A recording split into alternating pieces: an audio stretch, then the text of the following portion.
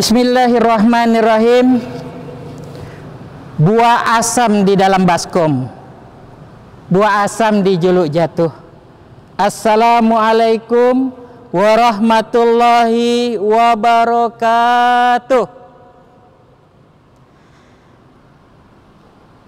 Bunga melati menebar wangi, bau harumnya menusuk hati. Bagi Bapak Ibu yang jawab salam saya tadi, saya doakan mudah-mudahan murah rezeki, bisa naik haji. Dan bagi yang tak jawab salam saya tadi, saya doakan juga bisa naik haji, tapi hanya sampai di asrama haji. Kaum muslimin dan muslimat rahimakumullah, salam jumpa dalam program Tauladan Berkah tausiah di bulan Ramadan yang dipersembahkan oleh Bang Kalbar.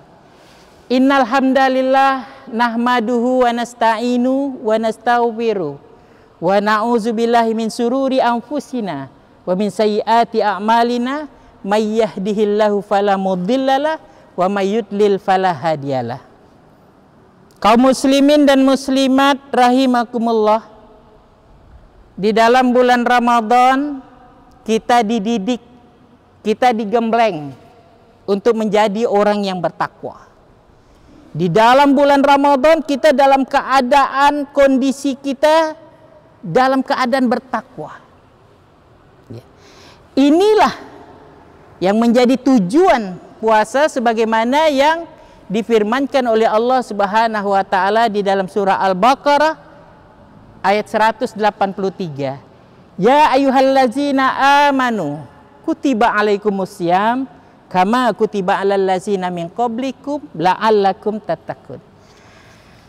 Hai orang-orang yang beriman, diwajibkan atas kamu berpuasa sebagaimana yang telah diwajibkan atas orang-orang sebelum kamu, agar kamu menjadi orang yang bertakwa. Jadi tujuan daripada puasa Ramadan ini yaitu mendidik seseorang itu agar menjadi orang yang bertakwa. Nah, mungkin timbul pertanyaan di dalam benak hati kita, ya. Seberapa pentingnya takwa itu? Ya. Takwa ini penting sekali. Takwa ini adalah bekalan yang terbaik, baik dalam urusan untuk hidup kita di dunia maupun di akhirat. Sebagaimana Allah Subhanahu wa taala berfirman di dalam surah Al-Baqarah ayat 197, "Wa tazawwadu", berbekallah. Fa inna khaira zadit taqwa. Sebaik-baik bekal itu adalah takwa. Bekal yang terbaik itu adalah takwa. Makanya Allah di dalam Al-Quran surah At-Takhabun ayat 16 berfirman, fattaqullaha mastata'tum, bertakwalah kamu sekuat tenaga, semaksimal mungkin. Ya.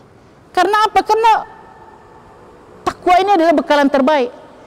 Orang yang paling mulia di sisi Allah nanti di akhirat adalah orang yang paling bertakwa. Surah Al-Hujurat ayat 13. Inna akramakum indallahi atqakum. Sesungguhnya orang yang paling mulia di sisi Allah adalah siapa di antara kamu yang paling bertakwa. Nah, pertanyaannya sekarang, takwa itu apa? Takwa itu bahasa Arab, berasal dari kata waqo yaki wikoya. Artinya adalah memelihara. Apa yang dipelihara? Yang dipelihara adalah hubungan terhadap Allah dan hubungan terhadap sesama manusia. Orang yang bagus hubungannya dengan Allah tapi rusak hubungannya dengan manusia, itu tidak dianggap orang yang bertakwa. Atau hubungan dengan manusia bagus, orangnya suka menolong, suka membantu, ramah tamah, sopan santun dan sebagainya, tapi hubungan dengan Allah rusak. Dia tidak melaksanakan sholat 5 waktu, tidak puasa di bulan Ramadan, tidak mengeluarkan zakat, maka orang ini tidak dianggap orang yang bertakwa. Orang yang bertakwa itu orang yang bagus hubungannya dengan Allah, bagus pula hubungannya dengan sesama manusia.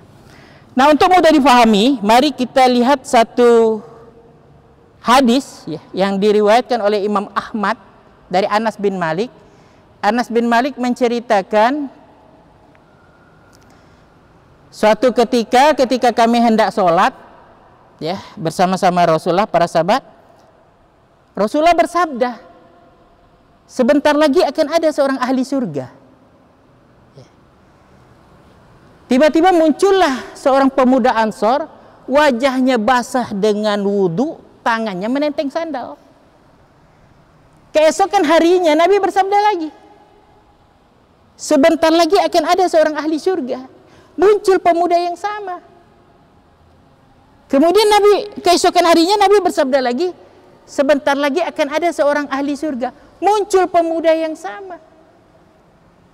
Abdullah bin Amr bin As penasaran, langsung membuntuti pemuda itu. Sampai di rumah pemuda itu, Abdullah bin Amr bin As berkata, aku ini sedang bertengkar, sedang berselisih dengan ayahku, dan aku tidak mau pulang selama 3 hari ini. Bolehkah aku tinggal bersamamu? Pemuda itu katakan silakan. Nah, Abdullah bin Amr bin As tinggal bersama dengan pemuda itu selama 3 hari 3 malam. Ya.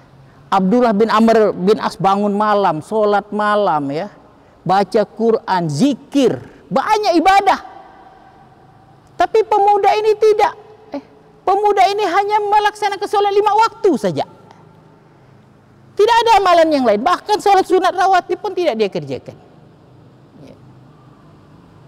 Nah, setelah 3 hari 3 malam, Abdullah bin Amr bin As pamit pulang. Dikatakan kepada pemuda itu, sebenarnya aku ini tidak sedang bertengkar, tidak sedang berselisih dengan ayahku. Aku mendengar Rasulullah menyebut engkau ahli surga, maka aku ingin tahu apa amalanmu. Maka pemuda itu berkata, seperti yang kau lihat itulah amalanku. Hanya saja aku tidak ada rasa dengki dengan orang yang diberi nikmat oleh Allah. Dan setiap sebelum tidur aku selalu berdoa, ya Allah, jika ada ucapanku, perbuatanku menyakiti perasaan orang lain, ampuni aku ya Allah, dan ampuni dosa orang yang menyakiti aku. Pemuda ini ibadahnya sedikit, tapi hubungan dengan Allah bagus, hubungan dengan manusia bagus. Nah, kita bandingkan dalam riwayat yang lain, dalam satu hadis yang diriwayatkan oleh Imam Bukhari. Seorang sahabat mengadu kepada Rasulullah, ya Rasulullah, ada seorang perempuan ahli ibadah, pada siang hari dia berpuasa, pada malam hari dipenuhi dengan ibadah sunnah, tapi lidahnya suka menyakiti perasaan orang lain. Rasulullah bersabda, perempuan itu di dalam neraka. Perempuan ini bagus hubungannya dengan Allah, rusak hubungannya terhadap sesama manusia. Ya. Nah, Allah tidak terima ibadahnya, karena Allah hanya menerima ibadahnya orang yang bertakwa, orang yang bagus hubungannya dengan Allah, bagus pula hubungannya dengan sesama manusia. Sebagaimana Allah berfirman di dalam surah Al-Maidah ayat 27, innama yatakabbalullahu minal muttaqin. Sesungguhnya Allah hanya menerima ibadah, pengorbanan daripada orang yang bertakwa. Dan surga itu hanya untuk orang yang bertakwa. Surah Maryam ayat 63. Tilkal jannatu lati nurisu min ibadina man kana taqiyah. Itulah surga yang akan aku wariskan kepada hamba-hambaku yang bertakwa. Nah, jadi harus difahami bahwa ibadah itu, ya, ibadah itu yang diterima oleh Allah adalah ibadah orang yang bertakwa. Biar sebanyak apapun ibadahnya, ya, kalau hubungan dengan Allah bagus tapi dengan manusia rusak, Allah tidak terima ibadah. Ya. Nah, sekarang pertanyaannya, apa hubungan daripada puasa dengan takwa? Sebagaimana yang disebutkan di dalam surah Al-Baqarah ayat 183 itu, ya kan? Bahwa tujuan puasa ini adalah untuk menjadi orang yang bertakwa. Puasa atau al-siyam itu artinya adalah al-imsak. Al-imsak itu artinya menahan. Ya. menahan hawa nafsu, melawan hawa nafsu. Puasa itu tidak selalu diartikan, ya, tidak selalu diartikan tidak makan dan tidak minum. Ya. Karena kata Nabi, ada orang yang berpuasa padahal dia berbuka. Ya. Dia puasa, tapi dia tidak bisa menjaga lisannya, tidak bisa menjaga perbuatannya. Ya. Maka dianggap sama dengan berbuka. Ada orang yang berbuka, artinya dia tidak puasa. Bukan tak puasa Ramadan, misal dia tidak puasa sunat, tapi dia menjaga lidahnya, menjaga perbuatannya. Ya. Itu dianggap orang berpuasa. Ya. Nah, jadi puasa itu adalah artinya al-imsak, menahan, melawan hawa nafsu. Ya. Siapa orang yang mampu melawan hawa nafsu? Yang mampu melawan hawa nafsu itu adalah orang yang beriman. Orang yang yakin dengan Allah, yakin dengan kehidupan akhirat. Makanya yang dipanggil itu adalah orang yang beriman. Surah Al-Hasr ayat 18. Ya ayyuhallazina amanu taqullah. Hai orang-orang yang beriman, bertakwalah kepada Allah. Wal tanzur nafsum ma qaddamat lihat. Hendaklah setiap diri memperhatikan apa yang sudah dipersiapkan untuk menghadapi akhirat. Apa bekalan apa yang sudah dia siapkan. Wattaqullah, dan bertakwalah. Innallaha khabirum bima ta'malun. Sesungguhnya Allah mengetahui apa yang kau kerjakan. Sesungguhnya Allah melihat apa yang kau kerjakan. Sesungguhnya Allah akan memberikan balasan dari apa yang kau kerjakan. Ya. Jadi kesimpulannya bahwa ibadah kita itu harus mencakup hubungan terhadap Allah, hubungan terhadap sesama manusia. Ya. Takwa itu melaksanakan perintah Allah, menjauhi larangannya, baik perintah larangan yang sifatnya hablum minallah maupun perintah dan larangan yang bersifat hablum minannas. Jadi mudah-mudahan diri kita dan keluarga kita di akhirat nanti semuanya digolongkan oleh Allah orang-orang yang bertakwa. Demikian yang dapat saya sampaikan, mudah-mudahan bermanfaat. Wabillahi taufiq wal hidayah. Wassalamualaikum warahmatullahi wabarakatuh.